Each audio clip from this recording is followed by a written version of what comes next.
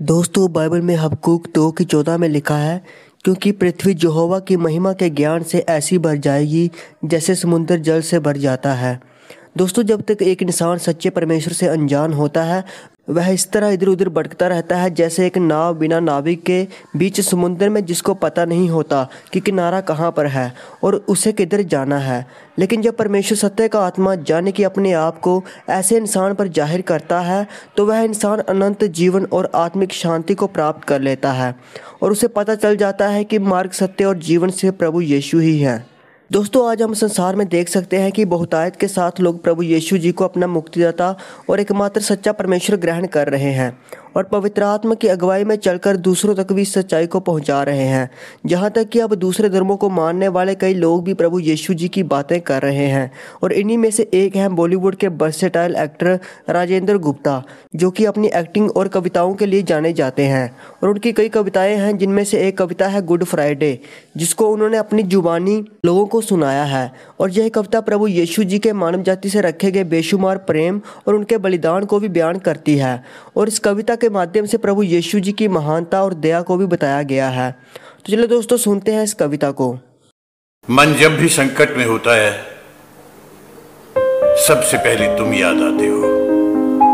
मन जब भी संकट में होता है सबसे पहले तुम याद आते हो। याद आता है तुम्हारा साहस, तुम्हारी जिद और सबसे ज्यादा तुम्हारी निर्भयता।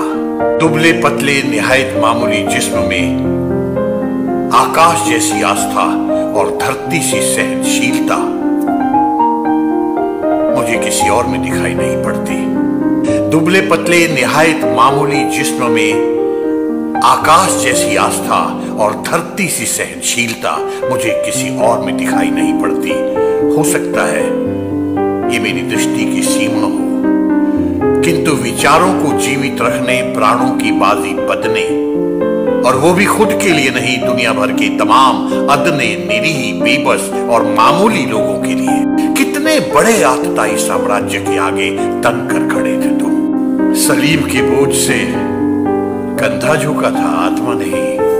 अपने कमाए हुए सत्य को बचाने के लिए कितनी बड़ी कीमत चुका रहे थे तुम। तुम्हारे जर्जर हाथ पैरों में निर्दयता से ठोकी गई थी अमानवीयता की कील और चीख की जगह निकली थी दुआ अन्यायियों के लिए। कोई नहीं तुझसा पूरी मानव सभ्यता में, एक भी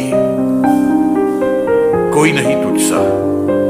तेरे जैसा बनने की कोशिश बहुतों ने की, कुछ सफल हुए कुछ असफल, कुछ सफल हुए कुछ असफल, पर याद एक तू ही आता है, आज ही नहीं।